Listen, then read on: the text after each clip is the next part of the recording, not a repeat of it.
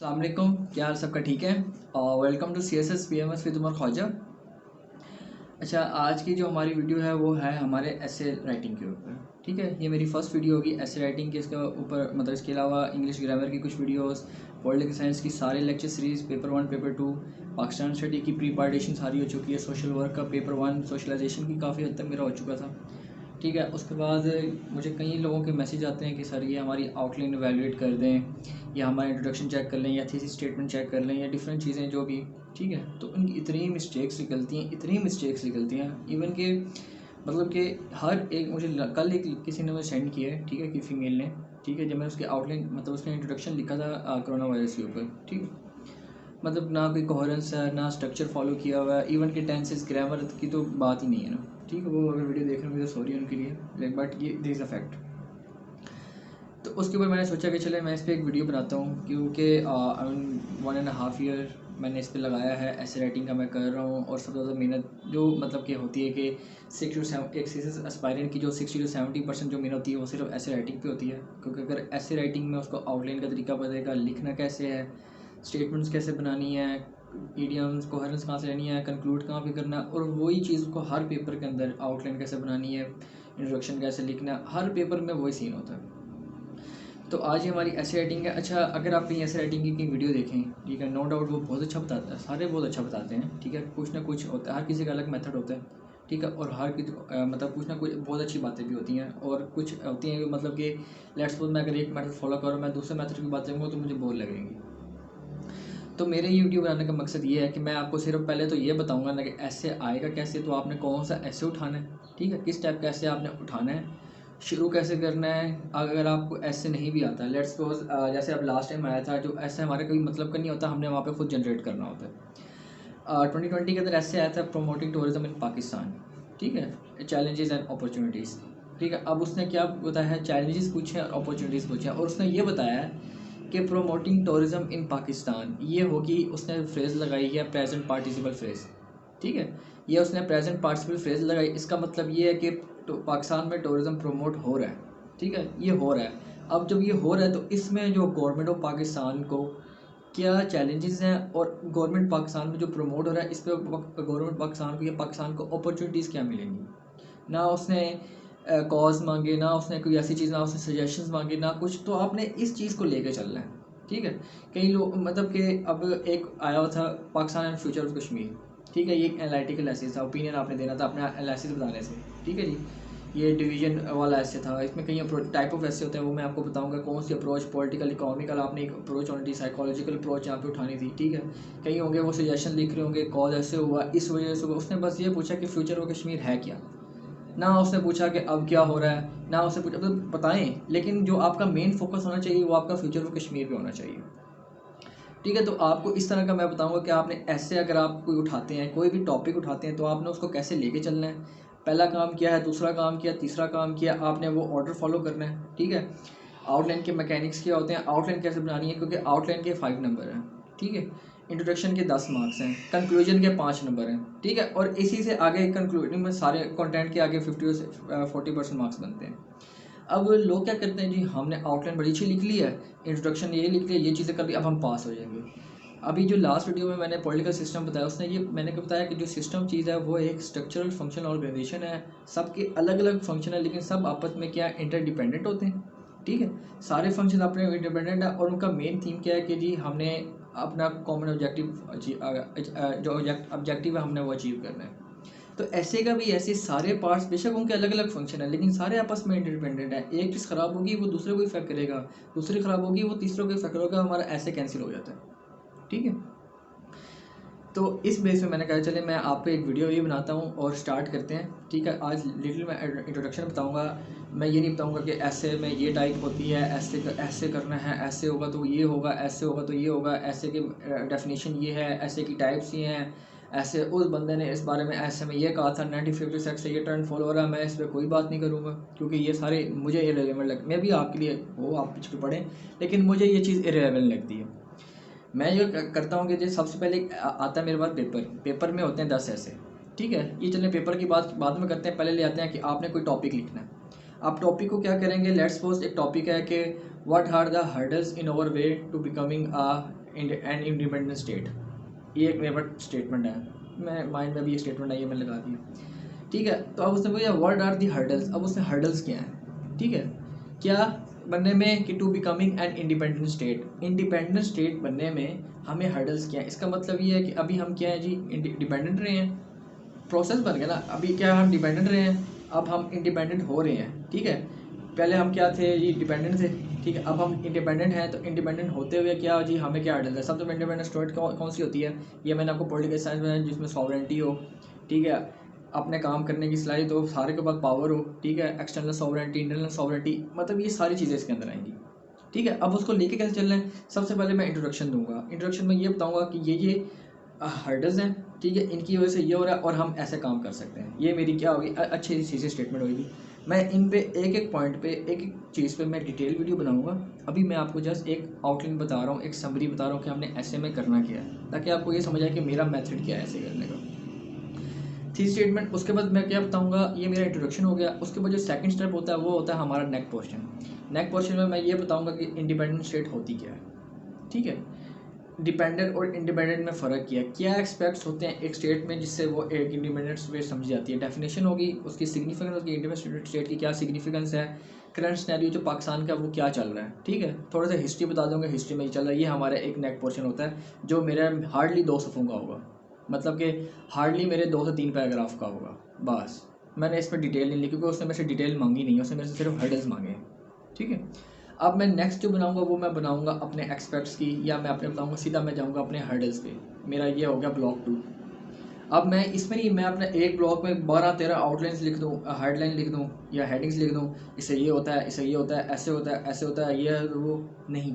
मैंने 5 हेडिंग लिखनी है, उसके बाद मैंने अगले ब्लॉक में जाना है।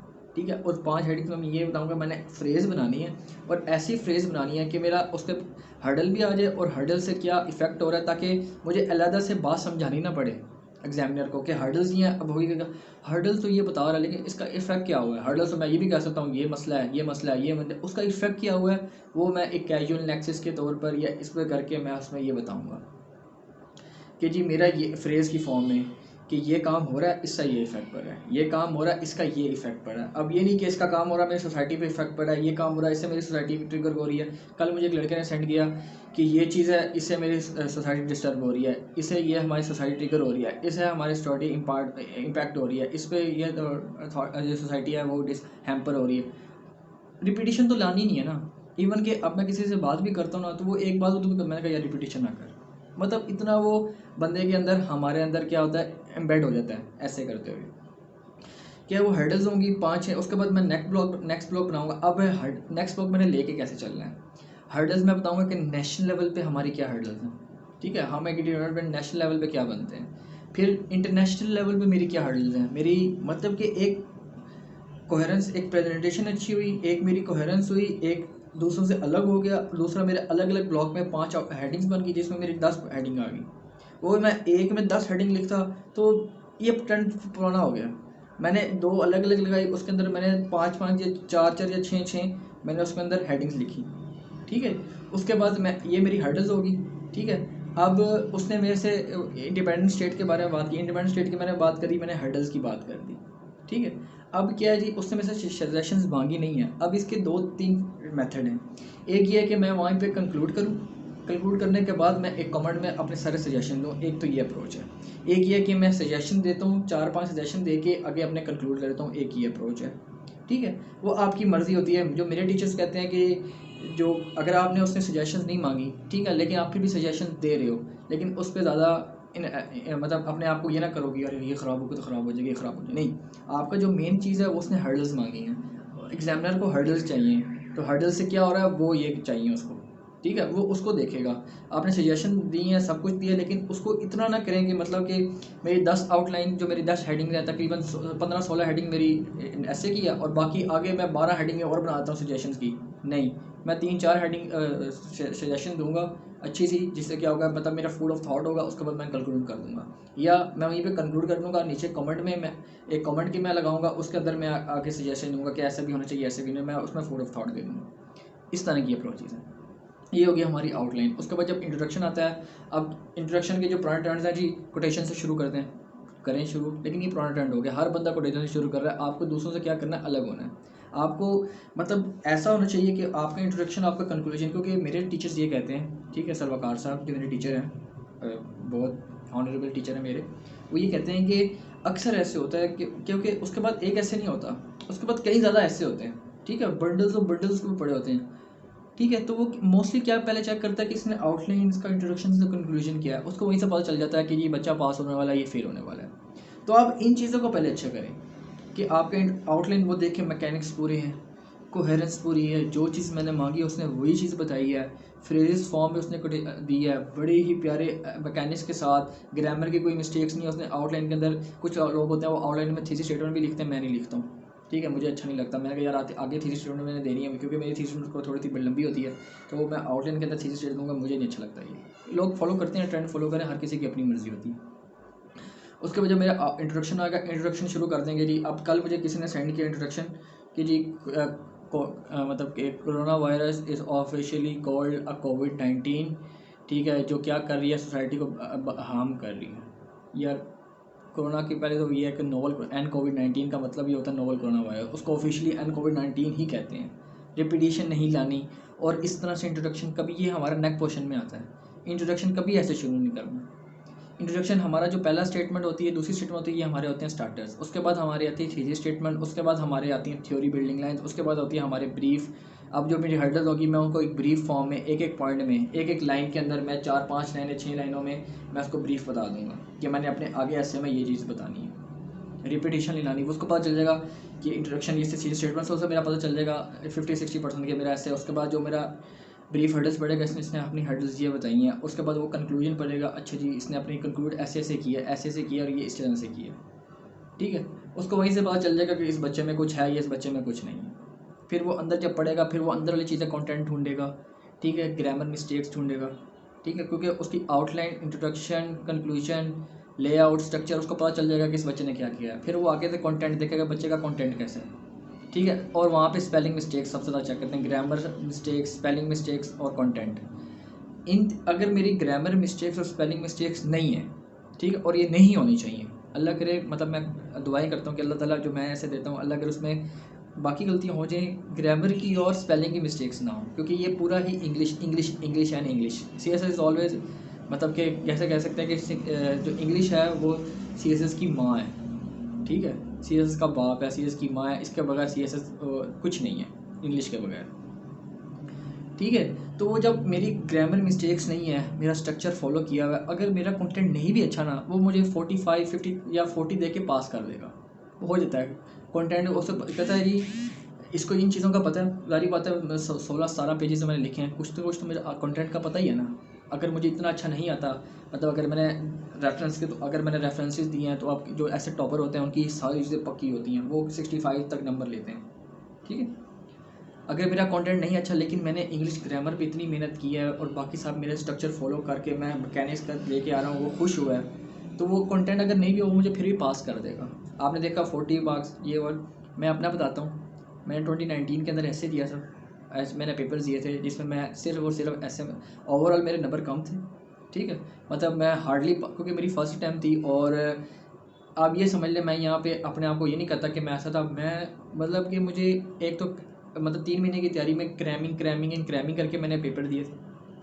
ना मुझे कुछ स्ट्रक्चर पता, ना कुछ मुझे ग्रामर का, नाउन प्रोनाउन का भी कुछ नहीं पता था। इंजीनियर्स हैं, इंजीनियर्स जो मेरा वीडियो देखते हैं, मुझे मैसेज करते हैं कि हम भी इंजीनियर हैं, और वो एग्री करते हैं कि हम करते ही मोस्टली 80% क्रैमिंग है, क्योंकि हमें इतनी मोटी अगर आप देख रहे होंगे, इंस्ट्रूमेंट की बुक है, उसके बाद फ्लूइड मैकेनिक्स है, वो इतनी मोटी बुक्स होती है, उसमें हम 3-4 चीज़ें कॉन्सेप्ट लेते हैं, बाकी हमें रट्टा मारना होता है कि इसमें ये काम था, इसमें ये काम था, क्योंकि आगे जाके हमने जब फील्ड में जाते हैं, हमने सारा कुछ वहीं पे सीखना होता है, ठीक है। कुछ जो फार्मूलेज होते हैं, कुछ ये चीज़ें होती हैं, जैसे व्हील और एक्सल में क्या फ़र्क है, ठीक है, थर्मोडाइनमिक्स के अंदर है, इंजन्स का क्या है, बीरिंग्स का क्या है जी, वॉल्व्स क्या है जी, वो हम यहाँ थ्योरी पढ़ के जाते हैं, लेकिन जब हम वहाँ जाके वॉल्व देखते हैं ना, अब यहाँ पे ऐसा नहीं है, क्योंकि हमारी वहाँ पे मैकेनिक्स की जो होती है, हमारी लैब होती है, उसमें बड़ी ही प्यारी प्यारी चीज़ें पड़ी होती हैं, बड़ी ये चीज़ ऐसे है।